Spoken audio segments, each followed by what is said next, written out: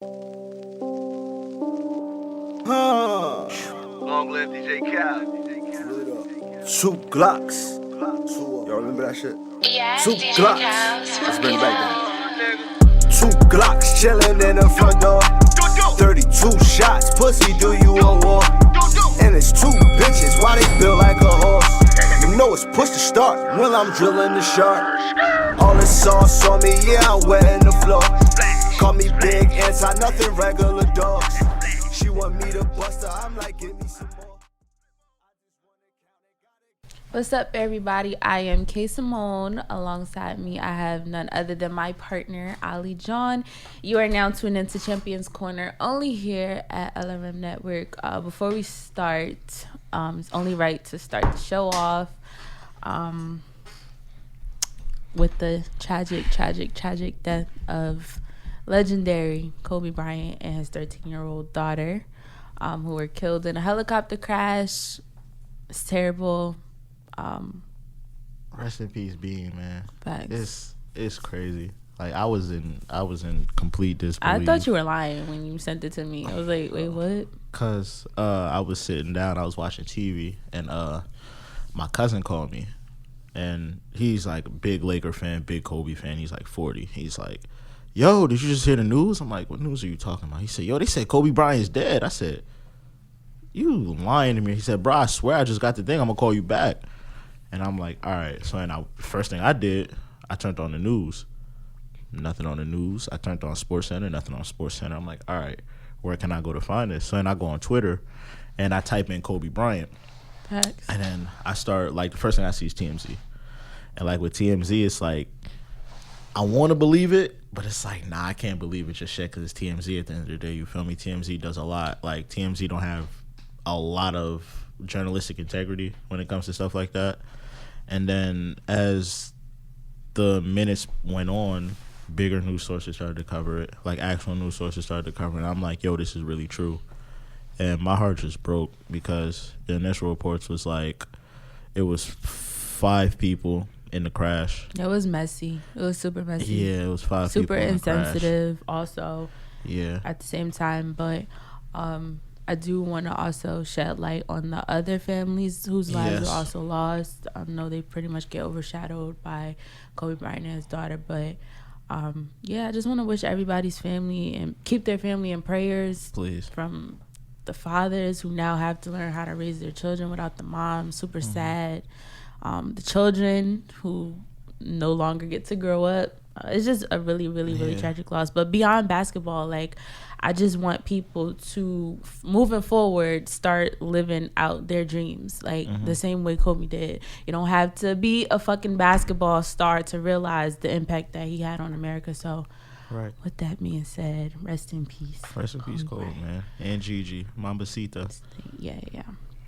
On a more positive note, we got Mista.Splurge in the building. Yo, what's up? What's up, Kay? What's going How on, are Kay? you? What's going on, I'm bro? good. Like, you feel me? I'm still dealing with the Kobe situation myself. Yeah, man. It's like a piece of childhood that just kind of like evaporated, but it's still here. Yeah. Right. It's crazy. Yeah, it's real crazy. Like, that hit home hard. What were your initial thoughts when you first heard the news? Of course, I thought it was a lie. First of all, I'm in Atlanta at a car wash. My man's called my other man's. He like, yo, Kobe dead. I'm like, what? Nah, that's fake. Right. Kobe Bryant dead. Same thing. I couldn't find it nowhere, so I went to Twitter. First people I seen was TMZ. And it sucks that it had to be TMZ to tell everybody. Like, Facts. but like, yeah, man, I was messed up. That was like an arch enemy for me because I was always Iverson. You feel me? Me too, bro. But like, Kobe, man, just as a black male in general, like, he said a lot. He set the tone for a lot. Yes. Like, just by showing how great of a leader you could be, like how hard work pays off. Just different things he done did for, like, it just hit me hard. Like, it just Yeah, that shit's so trash. It don't even feel right. it don't feel real still. It don't. Then his daughter, that was crazy too. Like, little baby girl, that's crazy. Facts. So you want to let everybody know where you from? I'm from Newark, New Jersey. You know, it's a million parts of Newark. I'm from all over Newark. I was just about to say what part, because everybody like to specify which part they exactly from. Yeah, I done lived in every part of Newark, but I actually could say I was raised in the South Fork, but I lived in every part of Newark. I'm from all over Newark. So being that you're off from all parts of Newark, do you think that Newark has shaped you and molded you into the person that you are today? I feel like Newark, parts of me, yes, not all of me. It's, like I had to get out and experience other places in order to become the person I am today. Right. Excuse me, but Newark did take a big part of it. Just for like this, just from like a point of view of me, like just not really being so vulnerable. You feel me? Like me being able to survive out here showed me I could survive anywhere else in the world I went. And like being from Newark, the hustle is crazy. Like I go other places, people be lazy. When opportunity be in their face, like we just gonna go up there and take it. Right. So you speak about Newark, kind of giving you like the hustle, like instilling the hustle in you. What was something that you had to learn by getting out of Newark? I had to learn how to be less aggressive. Cause I lived in California for like a year. And being out there, like, don't get me wrong, everywhere is finesses. But it just taught me that everybody is not always trying to get you.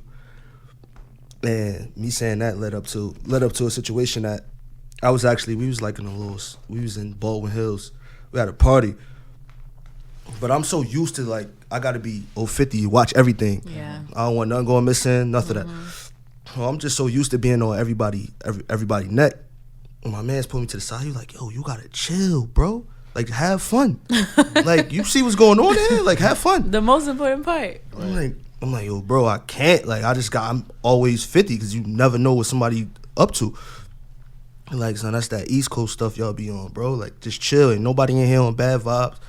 We all good. And I kind of took his advice towards the end of the night. And he was right.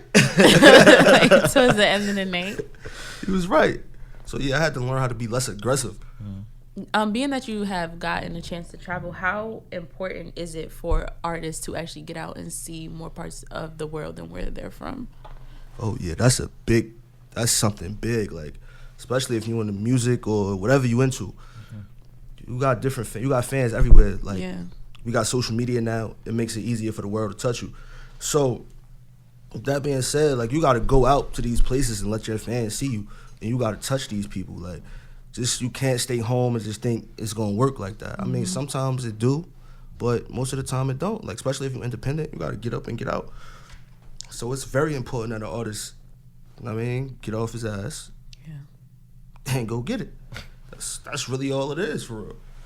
What made you move to Cali? Was it like a deal situation, or was you just like, I'm about to just go move to Cali? Fuck it. All right, so look, we ain't gonna talk about this part of my life. Oh man. But damn it, I almost got it. It was a deal issue. It was a deal situation on the table, but I moved for other reasons because it was a lot more money out there. Yeah.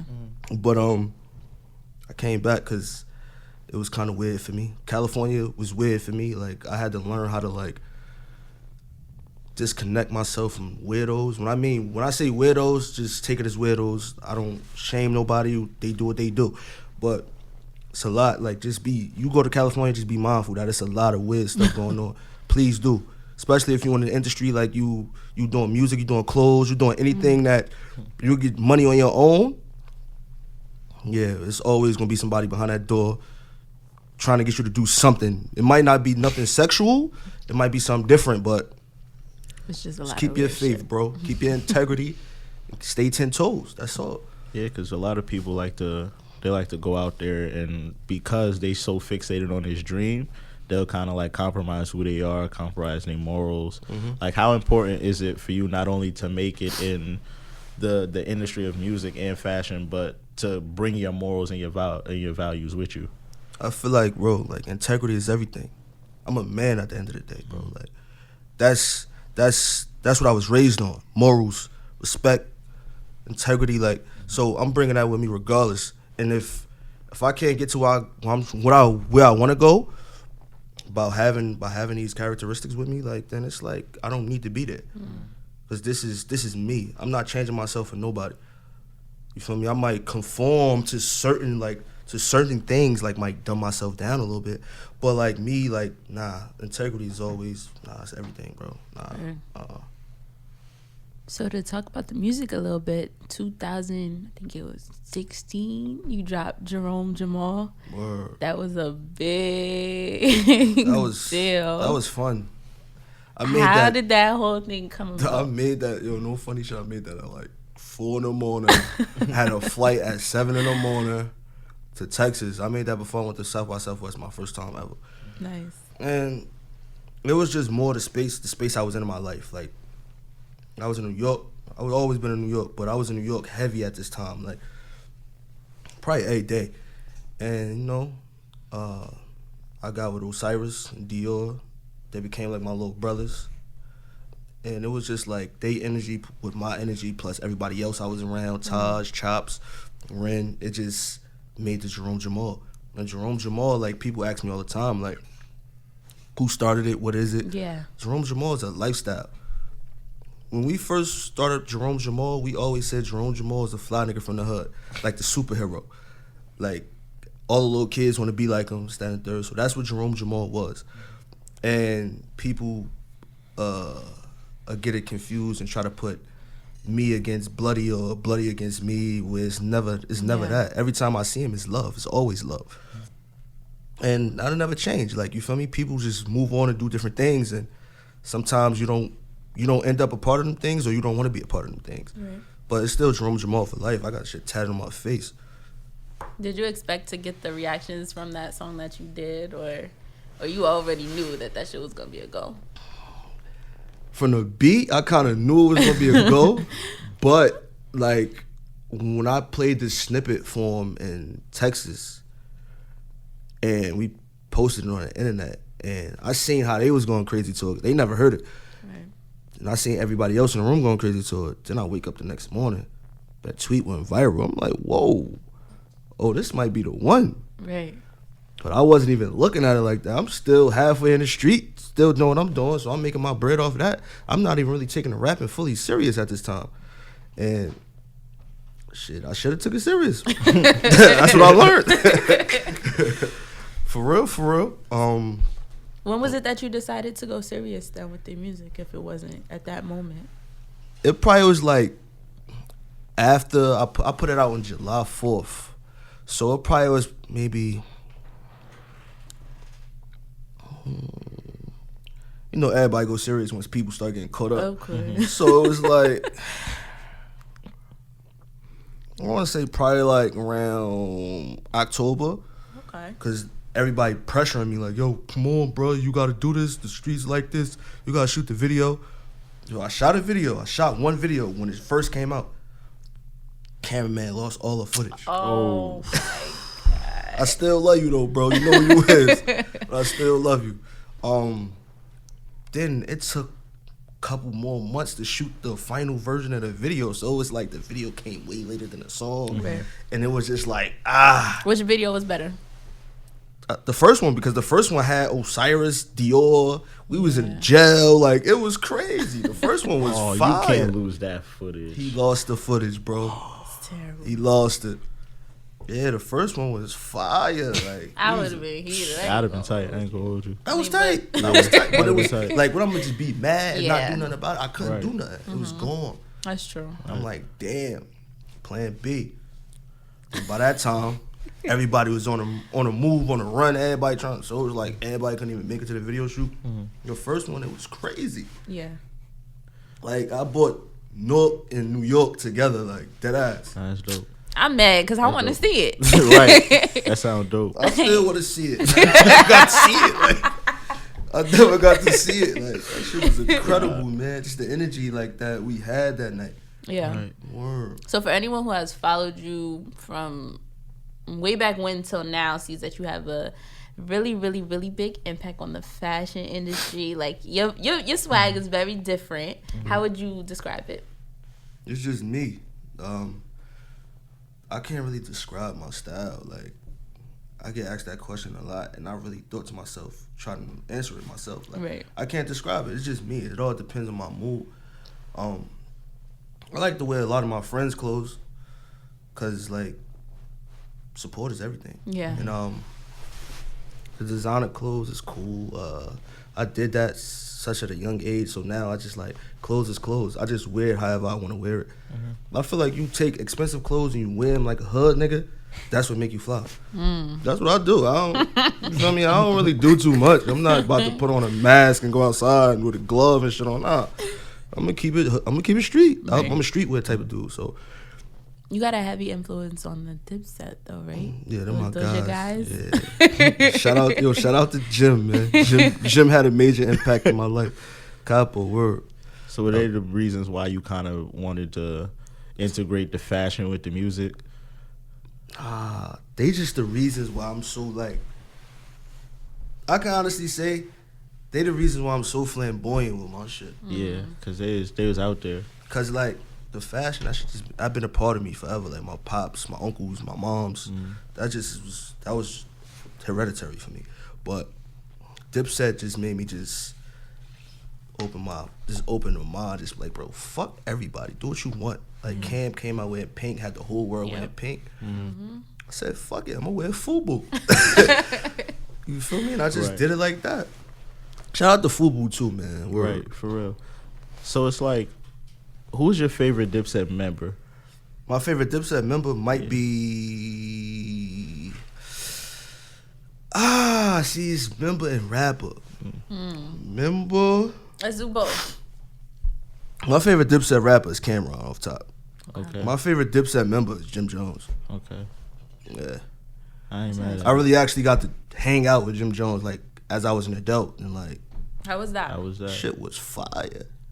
Like I just was talking to him about my childhood and shit. I'm like, yo, bro, you had to influence, like you influenced me to be the nigga I am today. Like you had a part of that. We was just in the studio and shit. Shout out to my man's Clico. We in the studio. He just like, word, bro, da-da-da-da-da. This before the El Capo album came out. I just was telling him, like, yeah, bro, you had the streets. Like, you had me, all my mans, everybody, we all icy belts, all that, BB Simon, Sevens with the Truths, ACGs, all that. He's like, word, I'm like, yo, you gotta get back to that type of time. And he looked at me, he looked at me like I was trying to violate him. I'm like, nah, that's the gym everybody been waiting for. Then like a month later, he started dropping music. I felt like that shit helped him out. Fire music too. I ain't gonna Yeah, hold he you. started going crazy. These past two Verses two, bro. His verses is fire. I'm Super like, fire. oh yeah, you still keeping it gangster too. All right, yeah. Rap. I'm digging it. So besides Dipset, who are your other musical influences? Rest in peace, Prince. Me and bro got the same birthday. Prince, Cameron, Jimmy. I'm gonna say Pac, 'cause Pac didn't really care. DMX. Chief Keef influenced me a lot. There's a couple more. LL Cool J. Very, very. That's a diverse list of yeah, I was gonna say influences. very, very. Gucci, diverse. man. Or I was just bumping some Gucci on the way over here too. That's a diverse list though, because you don't really like, you know, you usually ask people, they give you the standard, or you know, Hove, and it's all in the same vein too. Like he got Prince, he got Dipset, and it's Pac. You feel me? It's Hove, and he got Gucci. Like they're all vastly different, but you can see how you can pull something from each one of them and make your own kind of thing. And I feel like that's exactly what he did. Yeah. So, you know, Prince ain't really care about what he wore. Prince ain't really care. Prince was just, Prince was that dude. Prince was ill, bro. Prince was ill, bro. He wore makeup, bro. Like no homo, he wore makeup and had the joints all over him. All over him, bro. I Prince feel was like a that'd be different very animal, hard to son. pull off today. Like I don't think nobody really. That's not valid. Not valid. At I'm all. sure there's some out there though. Of course it is. You know, it's always the super weird guys. Shout out to the super weird guys. I fucking know. So speaking of, what do you think about the hip hop culture today and what it's doing right now as we speak? I actually love it. because it's like my childhood mixed with hip hop. Right. Like, I talk to certain people, niggas be mad, like, yo, all these niggas sound the same. I be like, bro, all y'all old niggas sound the same too. Like, you just gotta understand, like, now it's not more so, it's not about the hardest punchlines, it's not about none of that. It's reality. Right. Like, we rapping about what we doing. Like, if somebody, niggas lying, but it's still lifestyle rap. Yeah, it's true. So, like, times has changed. I like the music nowadays. Like, So who you bumping? I'm bumping Pop Smoke. That's like, I see on Twitter you real heavy on the Pop Smoke. yeah, that's my guy. I'm not gonna hold you. I fuck with Pop Smoke. You know why? Because I fucked with 50. I was like one of the biggest 50 fans. I got my ass whooped for 50, bro. Word. How you get your ass whooped for 50? Bro, you ever seen Get Rich or Die Trying? Yes. Yes. I seen Get Rich or Die Trying the day it came out. I had to be 12. I went home. I seen some work and I tried to cook it. Oh, Fucked man. up. I fucked it up. Like, first of all, I didn't know what I was doing. Instead of putting a pot on the stove, I put the glass little jar on the stove top. Shit broke. Shit blew up. Bow. Now it's glass all over the place. Holy shit. It's glass all over the place in my house. You feel me?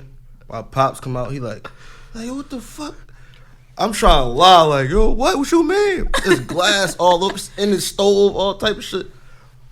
I got my ass whooped. Word. For 50. He owe you. Hey, 50. Yo, you. I need something on power or something. Whatever you need. Put me on power. You feel me? Let me be Kane and little brother. Yo, that's funny That as might fuck. work. Oh my god. Shit. I got my ass whooped for 50. I got whooped, bro. Like that ass. Like that shit was bad. Oh my god. How would you differentiate the hip hop culture from back then to now? If there's any difference, if you feel like it's any different. Just slightly. It's a slight difference. It's just more flashy now. That's true. Like, That's what I would say we too. had like back in the day, you had shit like Dead Mama, Keep Your Head Up. You had shit like that. Now, Yo, what we you got She now? Suck Dick. Like you got just wild shit popping off. Like you feel me? You got Welcome to the Party. Like shit is like it's fire. Rewind to She Sucked Dick. Word. What was you thinking when you and Chad Bussa made that song? I'm gonna laugh it off, but shout out to Face Tats, the dude that produced it. He actually made the Stinky Leg beat too. Oh, that's dope. But that day was just wild. We was in the studio probably like 20 deep. The beat came. It was my first time meeting a producer. The beat came on. You know, probably the day before, I probably had got some head. Like, you feel me? I'm not gonna hold you. And it was fire. So shit, it was in my mind. I just said she sucked dick. I start chanting it. Everybody in the studio looking at me crazy, like, nah, bro, you can't record that. And Chad said some different shit, like, I forgot exactly what he said, but it was different. I'm like, nah, bro, that's expected. We gonna say this. So I did it, and they heard it, like, oh, nah, this shit go. And Chad went in there and did that shit. They're like, oh, nah, this shit go. So that shit, it was real. Like, my raps be real life, be real life experience. Definitely is real life. It was real, bro. Yeah. Shout out to her. Whoever she was. She spotted a dope record. But that song also did numbers too. Like Jerome Jamal. Word. It was lit. Everybody loved it. Social media took it, ran with it. Listen, I got so much backlash from that song. Like, shit was crazy. What I was can that? imagine. Like? It What was just, the backlash? Like you know, you got these fake feminists. You know what the backlash was. Oh my I god! don't. Why would you say that? I'm like, listen, lady. Like, listen, lady. Never put a dick in your mouth. How old are you? I said, yo, listen, it was just a feeling, and I experienced it the day before. It was great, so I just decided to talk about it. Like, Right. you see, that little verse that I had was real. Like, that's exactly what happened that day. It was everything that happened. She was like, no, but you still didn't have to exploit her or exploit. What you talking about? Exploit what? There What? was no names. There's no names, no face, no case. We great. I say, yo, we good. Like, just let it be what it is. Did Instagram give you hassle for the song? Well, I got kicked off Instagram for that. What? Word, they deleted my page. Word. God. I posted a video. My man was so thorough. He said, "Yo, fuck it, I'm about to make this shit go viral." Nigga was getting head in a V to the song. I posted it. I promise you, the shit went viral. 10 minutes. Shit had like 1,000 likes, mad views. Next day, boop, Instagram deleted my whole account. Oh yeah, God, just for a repost. they'll do it. That They shit- will do it. I'm not gonna hold you. I was sad. I had to start from the bottom again. But Nah, Instagram's a big part of, especially when you doing business and as an artist, that's a big part of your artistry. yeah, and I had a lot of like pictures I can't even find on my phone no more on there. It was just a lot of history. You know, I was just mad, bro. They But I'm back forced you now. to start over. So which one get the biggest reaction when you perform? Would it be the Jerome Jamal or the She Suck Dick? Damn. That's wild. Damn, that's hard. So I performed Jerome Jamal. Did I perform these shits together before? Yeah, I did. I actually did Jerome Jamal. We had this shit called Pussy Power, like a little show or whatever. I did Jerome Jamal. Shit went crazy. You know, everybody know the song. Niggas wildin'. Somebody almost got knocked out. Oh my God. I did She Suck Dick. The crazy thing is, right? We had the Pussy Power event. All women was free. Yeah, Pussy Power. So, She Suck Dick. It was flooded with like women. Okay. So I sing this song while the girls start tweaking to it too. I'm can like, believe it. oh yeah. So that shit ain't do nothing but just turn me up a little bit more. But like, they might be equal. She Suck Dick might, I don't know. It's hard. It's like SOBs. neck and neck. SOB, She Suck Dick went up. Jerome Jamal went up. But Two Glocks did better than both. So it was like, I don't know. It's That's crazy. dope. You mentioned SOBs, though you performed at a few places within the last year. SOBs, you went to, was that the major stage show or was that Nah, a different show? SOBs was it was me, Sheck West, and Valet. Oh, that's dope. Or shout out to them guys. Yeah, You that do shit was, a lot of performances in New York. that's where I grew like my fan base at. Nice. Where I was just in the city for real, just going crazy. And I had one show in Jersey. No, 3.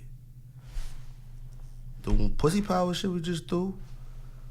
I had one downtown Newark, like 2016, 17. I bought Playboy Cardi and Uno the Activist out. That shit was crazy. That shit was like downtown in a hole in the wall spot. Then I think I did Elizabeth for 2004. Oh, shout out to them guys. Them dudes, like a lot of shows that I first started, it was through them, and them they really gave me the platform to really showcase what I could do. And the first show I had was with them, and that shit went crazy. I'll never forget that. Or How was that like? Your first ever show? Was you nervous? Like, I was off acid, bro. Oh my God. So like the nervousness wasn't even there. Like Right, it was numb.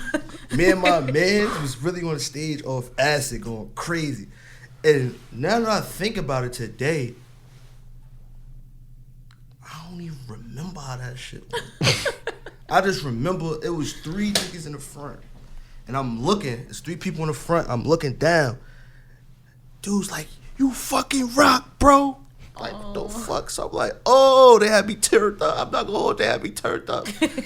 And I was fresh, you feel me? So I'm like, oh yeah, this my shit. As soon as I performed, I did what every typical fake superstar rapper do, leave. Which I should never did that.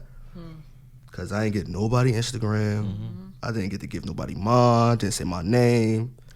So it was like, I had a good show, but it was no turnout for real. Yeah. Right. I mean, I ain't getting no new followers and no fans. Right. So now that you mentioned that, how important is it for artists to network with other people when they're doing shows like that and not put on this fake Hollywood Right. facade and leave? Right. That's like one of the best things you could possibly do, because that's the people that's gonna support you. I mean, you gotta think about it. Like, I don't know if y'all know about the Riley and Leslie, like how he do his thing, like Yeah. with the phone numbers and stuff. He keep all his his fans in tune with him. See, he don't need no record label. He don't need nothing. He just At got all. a hub of people that just support him. You feel me? And you could do that easily by just talking to not everybody, which that's kind of impossible, but as many people as you could after your show, before your show, where you see them outside, take pictures with them. Like, it's been times where I thought I was a real celebrity. Like, niggas run down on me, yo, nigga, to play. Oh, word with me? All right, so let's get it. Yeah, so like, you gotta do that. Yeah. You gotta show people, like, bro, you reachable. That's what it's about. People want to be able to relate to you, and nobody want to feel like, oh, he's so far above me. Nah, bro, I'm right here with you. Right. Or we just ate at the same spot. That's true. So you do a lot of recording at the Purple Penthouse. Or shout out to the guys. We've had a few Purple Penthouse artists come, and you guys are really close. Who you have up here? We had Bless. Yeah. That's my big. That's that ass. Nobody noticed, but that's really my brother-in-law. Really? That ass, man, is my sister. Oh, that's dope. Shout out to Bless McFlizzle, man. You know, I'm the only one that can say that. Nobody else can call him Bless McFlizzle. You feel me? Yeah, we had Bless. We had Khalil. That's my little brother. Clico was here. He ain't come on the show, but he was here. Hey, Clique. Nah, shout out to Clique, man. That's the best. That's one of the best engineers out here. He do all my stuff.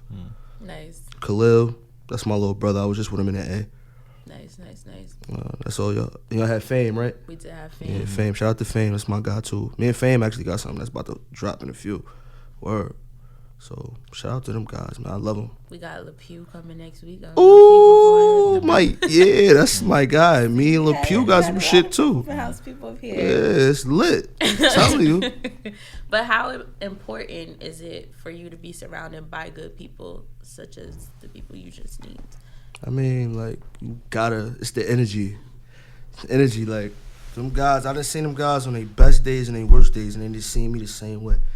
And, you know, one motto we kept in the Purple Penthouse, yo, you my brother regardless, like, and do anything, we gonna keep each other above the water. So, the meaning behind that is just like, yo, you doing bad, bro, I'm gonna try my best to make you feel better. So the energy in the Purple Penthouse is always live, like it's always lit. You always got nigga Clico screaming somewhere. You feel me? You got 21 Khalil. You got Khalil tweaking out. You feel me? It's Bless hiking on niggas. Me talking shit to everybody. It's just like, you feel me? It's fire. Fame smoking dumb weed. It's like, that should be fire. That shit was like a fraternity house, bro. Like that shit was really like a fraternity in there, like. I like that though. That's right. So how important is it to have not only have those people with you, but like have them take care of your mental when you're not really right all the time? I mean, bro, it's the best because, you know, as artists, a lot of people might not admit to this, but you emotional.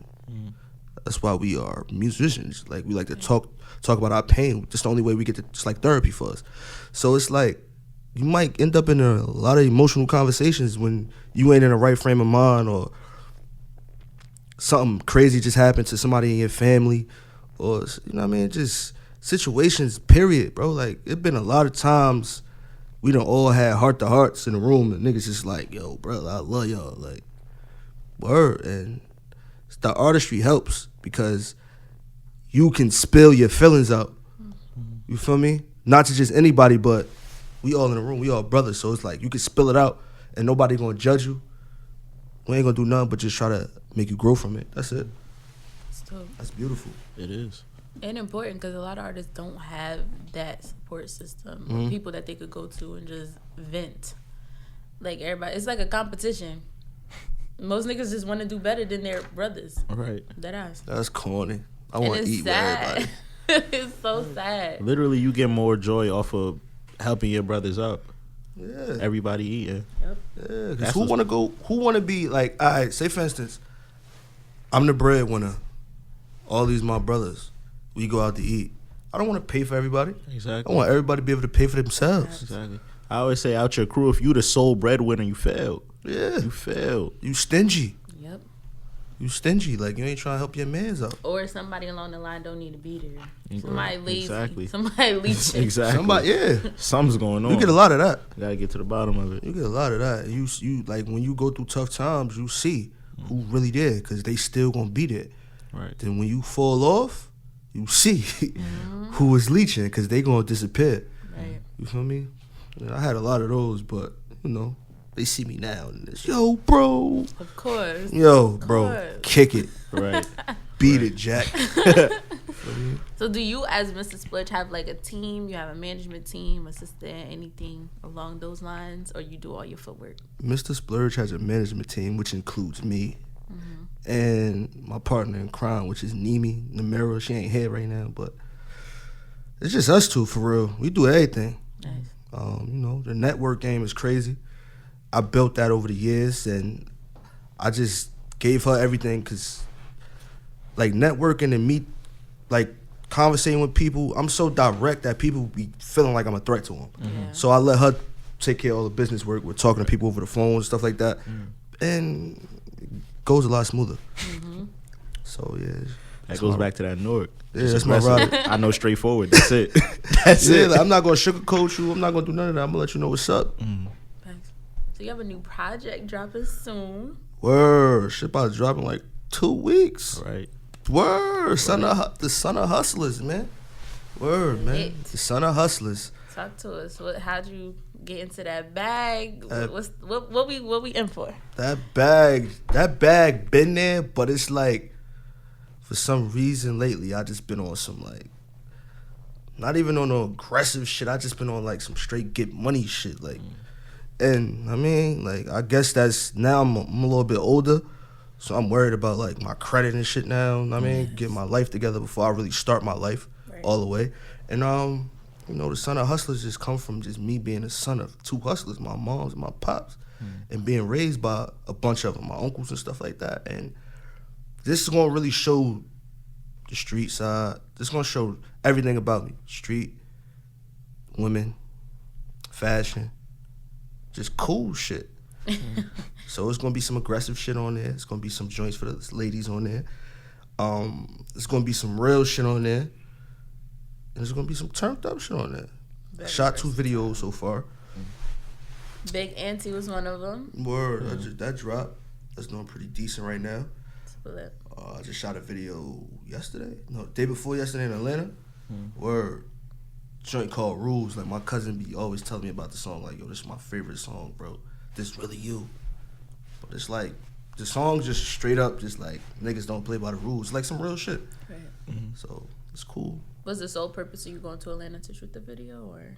Nah, I just went to Atlanta just to go to Atlanta. Okay. Them trips be important. I miss Atlanta. But you know, everywhere we go, we got to get something done. Yeah. Can't just be somewhere and not being productive. Like, Right. that's what makes you a clown.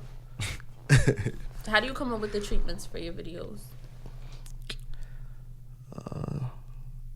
Thinking most of the time, and but now I'm just gonna show my lifestyle. Like, we been in cars and houses, all the like the green screen creativity and shit. I'm gonna do it here and there, but I'm gonna fall back from that. The lifestyle, I'm like a lifestyle dude, so I'd rather the people see me like, oh, this is what he's talking about. He's really living this shit. Right. Feel me? So, you know, it's just, nowadays the music videos don't even have treatments. Just like, yo, pull out with the camera, bro. We gonna shoot some shit. Right. And everything just be there. Right. So it's easier that way to me now too. And people like it more for some reason. I don't know why. Yeah. You referenced your parents a couple of times. How important were not only your mother and your father, but your uncles as well, in just your upbringing and the man that you are today? Very important. Like, they instilled a lot of value, a lot of morals, everything inside of me as a youngin'. Like, you feel me? Because I was around nothing but adults. You feel me? Like, my pops had a store downtown Newark, and that was like the hub for, if you was one of the top dudes in Newark, you would come there, you chill out. You know what I mean? And me just being around that and just soaking up all that game just really made me the man. Like, it just really made me ahead of my time, for real.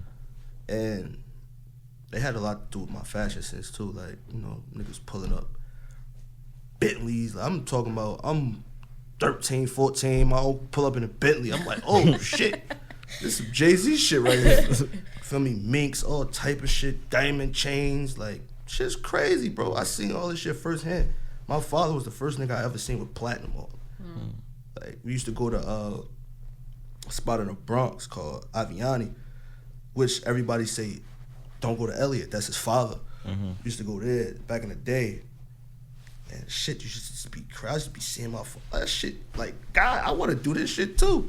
Right. But I just didn't want to put in that work. To have to put in that time. I wasn't trying to sit in no can, so I had to figure this shit out. And you know, me living them experiences and me enduring my own experiences, said, so fuck it, bro, just do music. So all my uncles support me. They fuck with it because I ain't out here being a knucklehead. Shit, I really do this for all of them. I mean, I do this for myself too, but this for all of them. This y'all story that y'all built in me, like, Right. you know, that's really what it is. So in your latest video, you referenced your friend DJ Cows, who you lost recently. Word. How did that loss? Sorry for your loss, by the way. Condolences. How did that loss affect you musically as a person? Shit just Cows, man. Cows was one of them guys that you'll be having an off day and you'll see Cows. He'll just be looking funny as hell, so you just start laughing at him. It just affected me to be like, yo, bro, just make sure you take care of yourself and make sure you do what you want to do. You feel what I'm saying? Like, I found the news in the wildest time. Like, that shit was crazy. I think I found out before everybody, for real. And it was crazy because people calling my phone telling me about some shit I had no idea. But I'm like, what? Nah, it's fake. It was just like the Kobe shit. No funny. I swear to God. Me and my man's on vacation. Word. Get the phone call. Yo, set it up. They saying Cows did such. Nah. Boop. Hung up. So I start calling everybody at the Purple Penthouse. Nobody has no idea what I'm talking about. Then I get back. I said, nah, bro, I gotta go back today. I said, fuck it, all right, get back. Go to the studio. They're like, yo, it's true, bro. Like, whoa. That shit it hurt me because me and Cal's been in the studio probably for the past 4 months. 2 days out the week for the past 4 months, just in the studio recording fire. He making beats. I'm calling him, yo, I'm body, where you at? I gotta record some shit. Yo, I'm in here making some shit for you right now, come through. Just recording mad fire shit. Like, a lot of me and Cal's songs I'm gonna be on all these 5 projects I dropped this shit. Word, son. I miss Cal's for real, so that shit's crazy. Just take care of yourself, yo, for real. Make sure you go to the doctor, get checked up and shit. Word. Once again, I'm sorry for your loss. Yeah. But I'm excited for everything you got coming this year. Please. I'm happy you got your gram back. Now we lit again. Right. Shout out to the gram. Yeah, don't get your shit suspended again or deleted. He like, I can't promise. Yeah, it's like my 4th gram, man. Oh, shit. Always gonna be Oh, so you ain't new to this? Nah, I'm true to this shit. I'm true to this, man. Damn. That's crazy. It's all good, though. Right. But shout out to you for coming to Champions Corner today. Appreciate you, bro. Yes, thanks for all the gems. Shout out to me. you Shout out to y'all, man. Y'all actually good hosts. You Word, be trying, y'all bro. Questions ready? You be trying, bro. For real. You be trying, man. Kay got the lip gloss busting over here to the right of him. You feel me? You know what? Like, I had to keep looking at him, so I ain't want to keep looking at her. You feel me? Yeah. My fault. You feel me? Shout out to everyone who tuned into Champions Right. Corner only here at LRM Network. Once again, thanks Two so much Glocks. for stopping by the corner. Y'all remember that shit? Yeah, 2 DJ Glocks. Cows. Let's bring it back then. 2 Glocks chillin' in the front door. 32 shots, pussy, do you a war? And it's 2 bitches, why they built like a horse? You know it's push to start when I'm drilling the shark. All the sauce on me, yeah, I'm wetting the floor. Call me big anti, nothing regular dogs.